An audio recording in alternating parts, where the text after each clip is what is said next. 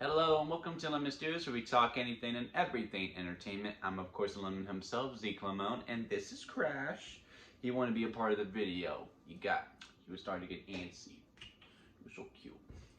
And this is my review and thoughts on She-Hulk Attorney at Law episode 2, which I believe is called like Superhuman Life, something like that. This show has taken a turn that I was not expecting, and he's being crazy. Okay, now you go off. This is taking a turn that I have not expected, and I really thought this show was going to be her going case by case, pretty much, and that she would be defending a new superhero, ones that we have seen, ones that we haven't seen, and just, being a defendant and all that. And I thought that was going to be every episode. There was going to be a new case going, and it's not that, and that's fine. So it's taking me a little bit to adjust to that. Also, I do think these episodes are just way too short. Way too short. 25 minutes for these types of shows. I just don't think it's needed. Every episode, I just feel very, it just feels very short, and I don't feel completely satisfied. However, what I do really appreciate about this show, though, and that I do really like about it, is how she does have an arc in every episode. There is a story within every episode, and it actually feels like a show, which I have not really felt with any Marvel show, really. Ms. Marvel kind of got there in one division due to the sitcom aspects of it. Like earlier on, I was like, oh yeah, this is a show, until, it wasn't a sitcom anymore. But yeah, everything else, like, it's felt like a big-ass movie. This is the first time I was like, yes, this was an episode in a show.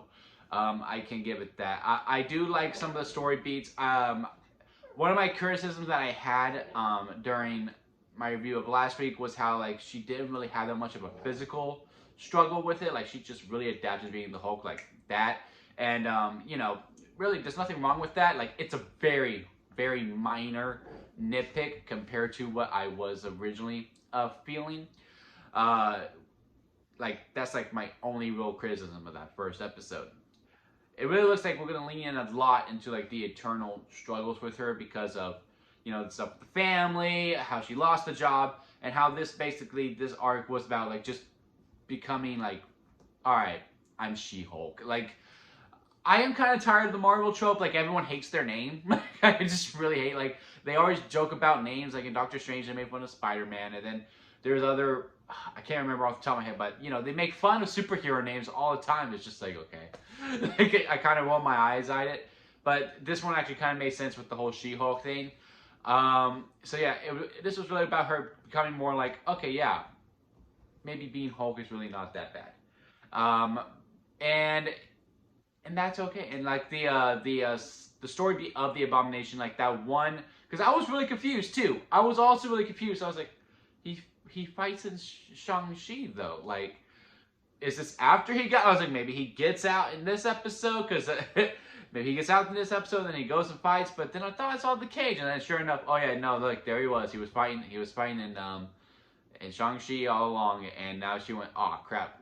They have very good endings. Very good endings. I can always tell when the episode is about to end. Great final lines in both of them. Like how in episode 1 is, I'm ready to make my closing statement, and then episode 2 being, well, that's not good.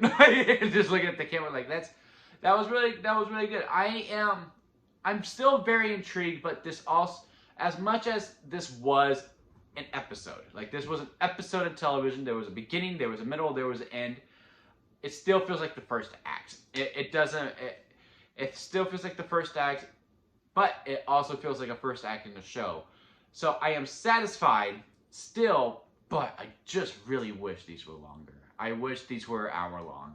25 minutes is just too short for me.